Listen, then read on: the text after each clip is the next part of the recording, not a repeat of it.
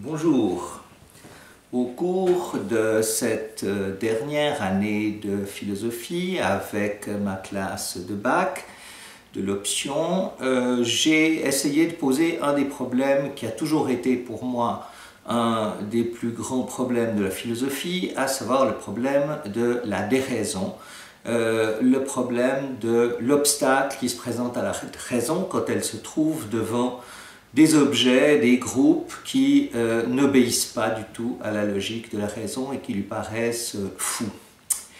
Il y a beaucoup à dire évidemment sur ce partage. Je ne parle pas ici des productions propres de la raison, qui est aussi capable de produire de la déraison à sa manière, par les sophismes, par les paradoxes, par l'ironie, par l'humour, et il faut bien le dire aussi par le soupçon qui est porté sur la raison.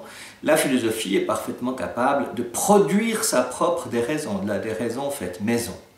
Mais je voulais m'intéresser aux groupes qui sont en quelque sorte stigmatisés par la raison, écartés par la raison, et qui vivent selon une pensée que la raison ne reconnaît pas pour telle, et qui par conséquent sont parmi nous, autour de nous, avant nous, après nous, les représentants, les porteurs de modes de déraison sur lesquels la raison peut se pencher et avec des efforts de décentrement essayer d'obéir à ce mot d'ordre immémorial de la philosophie, de logoi didonai, c'est le mot d'ordre de Démocrite, rendre raison de tout. Et bien, au fond, la raison l'a fait, et particulièrement dans la philosophie contemporaine, un certain nombre de groupes ou de massifs de déraison ont été en quelque sorte étudiés et je pense mieux compris. Le premier de ces groupes, c'est évidemment les populations qui, autour de nous, vivent encore comme avant nous, dans la préhistoire, et que l'ethnologie a pu, au fond, non seulement décrire, mais véritablement comprendre. Et je pense ici particulièrement à la pensée sauvage, l'étude de Claude Lévi-Strauss, qui a montré dans une synthèse magnifique à quel point, au fond, le message des sociétés amérindiennes en l'occurrence, mais des sociétés qui sont largement répandues sur toute la surface du globe, pouvait en fait encore nous parvenir et nous faire comprendre ce qu'avait peut-être été notre manière de penser avant la sédentarisation, mais surtout, je crois, en fait, quelque chose qui appartient, comme Lévi-Strauss lui-même le dit, à quelque chose de psychanalytique et qui est, au fond, toujours en nous, parallèlement à la raison. La pensée sauvage, en effet, est la pensée qui interprète le monde sans l'observer.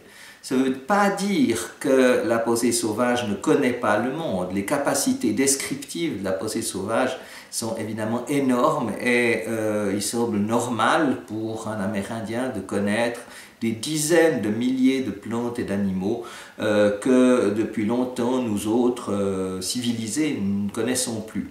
Mais ce qui est intéressant, c'est que cette connaissance extrêmement exhaustive du milieu naturel, qui est propre à une habitation de centaines de milliers d'années, voire de millions d'années, est quelque chose qui est jamais référé à un moment d'observation ou de classification qui serait distinct de l'interprétation. Je crois que le maître mot de ce livre, c'est que pour la pensée sauvage, eh bien, l'interprétation vient toujours avant l'observation en quelque sorte, et cette interprétation fait de l'être humain le cousin, l'apparenté à une multitude de plantes et d'animaux qui forment en quelque sorte son milieu par opposition aux autres groupes humains qui, eux, sont apparentés à d'autres plantes ou à d'autres animaux.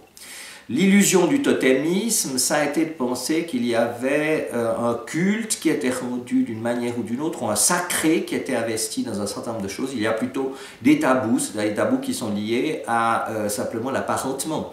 De même que le tabou avec les sœurs en particulier est extrêmement observé dans la pensée sauvage, bien le tabou avec un certain nombre d'animaux n'allait pas jusqu'à en faire un culte, simplement on doit les manger ou on ne doit pas les manger, on doit les voir, on ne doit pas les voir, selon des indications qui sont transmises dans la culture de la famille et de la tribu. Or, ce qui est extrêmement intéressant dans Pensée sauvage, c'est, dit Lévi-Strauss, que nous en avons besoin encore. Par exemple qui a été souvent cité et qui est très très profond, pour conduire une voiture dans la conduite automobile, nous interprétons tout de suite l'automobile comme étant une personne. Et de même que nous observons sa vitesse, nous essayons de discerner les intentions de son conducteur. Et là, on trouve quelque chose qui est en rapport avec la pensée sauvage chaque jour sur l'autoroute, à savoir que les voitures sont à la fois des personnes, c'est-à-dire des intentionnalités, et des objets, c'est-à-dire qu'elles sont dotées d'une certaine inertie, d'une certaine vitesse, d'un certain poids, etc. Et la perception dans la conduite automobile de ces deux séries d'événements est tout à fait simultanée. Donc la pensée sauvage est encore parmi nous, c'est-à-dire que nous ne pouvons pas vivre sans donner une toute petite intentionnalité au monde qui nous entoure, et cela est vrai évidemment particulièrement de notre histoire. Bien sûr, l'histoire est une science fondée sur des documents qui nécessitent des recherches, qui interrogent des témoins, mais quand il s'agit de notre histoire, alors le mythe survient. Et en ce moment, il y a entre l'histoire et le mythe une concurrence particulièrement féroce. Qu'est-ce qu'une nation? Certainement une histoire. Certainement, d'autre part, aussi un mythe. Voilà.